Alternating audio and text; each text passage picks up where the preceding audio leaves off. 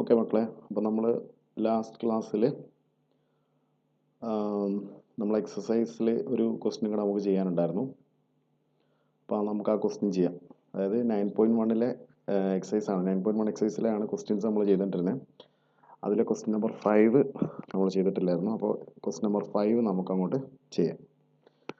Okay, അപ്പോൾ ഇവരിവിടെ ഒരു നമ്പർ ലൈൻ വരച്ചിട്ടുണ്ട്. കണ്ടോ, ഈ കാണുന്നതാണ് എന്തെന്ന് പറയുന്നത് നമ്പർ ലൈൻ എന്ന് പറയുന്നത്.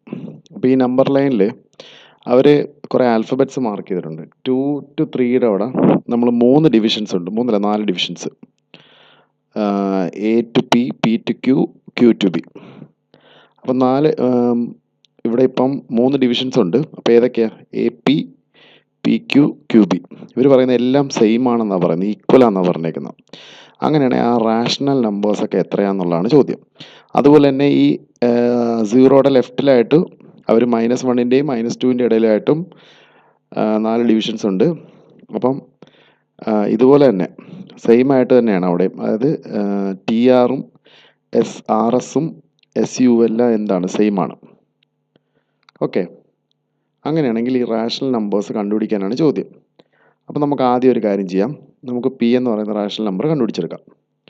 നോക്കിക്കേ, ഇവിടെ മൊത്തം എത്ര ഡിവിഷൻസ് ഉണ്ട്, എത്ര പാർട്സ് ഉണ്ട്? ഇത് A തുടങ്ങി B വരെ. AP ഒരു പാർട്ട്, അടുത്ത് PQ ഒരു പാർട്ട്, QB ഒരു പാർട്ട്.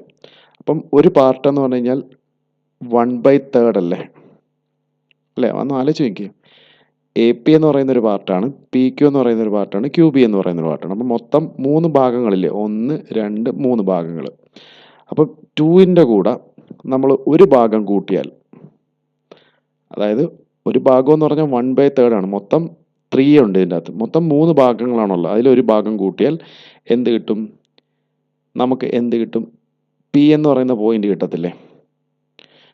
0 തുടങ്ങി 2 വരെ ഉള്ള ഡിസ്റ്റൻസിൻ്റെ കൂടെ നമ്മൾ AP എന്ന് പറയുന്ന ഡിസ്റ്റൻസും കൂടെ കൂട്ടിക്കഴിഞ്ഞാൽ നമുക്ക് P എന്ന് പറയുന്ന പോയിന്റ് കിട്ടും. അപ്പോൾ ഇത് ആഡ് ചെയ്ത് നോക്കാം. 3 × 2 6, 6 + 1 7. അപ്പോൾ എത്ര കിട്ടും? 7/3. അപ്പോൾ P എന്ന് പറയുന്ന പോയിന്റ് എത്രയാണ്? 7/3 അല്ലേ? ഇതേ ഞാനതോടെ എഴുതിയിട്ടുണ്ട്. ഓക്കെ, നെക്സ്റ്റ് നമുക്ക് വേണ്ട എന്താ? Q വേണം. നോക്ക്, 2ൻ്റെ കൂടെ ഇവിടുത്തെ ഇവിടം വരെയാണ് 2 ഉണ്ടോ? അതിൻ്റെ കൂടെ 2 1/3 കൂട്ടണം. ഒരു 1/3 അല്ല, 2 1/3 കൂട്ടിയാൽ Q ആവും. 2 1/3 എന്ന് പറയുന്ന നേരത്തെ എത്രയാണ്? 1/3 + 1/3 എത്രയാണ്? 2/3.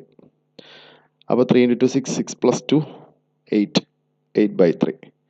ഇതാണ് ആര്? Q. നമ്മൾ മാർക്ക് ചെയ്തിട്ടുണ്ട്. അപ്പം നമുക്ക് എന്തൊക്കെ വേണമായിരുന്നു?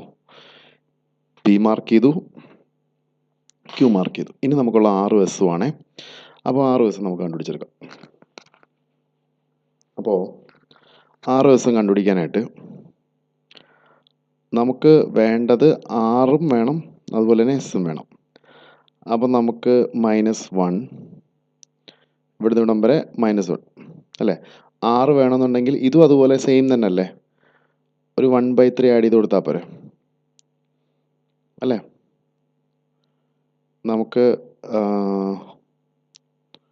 അല്ലെങ്കിൽ നമുക്കിപ്പം ഈ ഇതിൻ്റെ അകത്ത്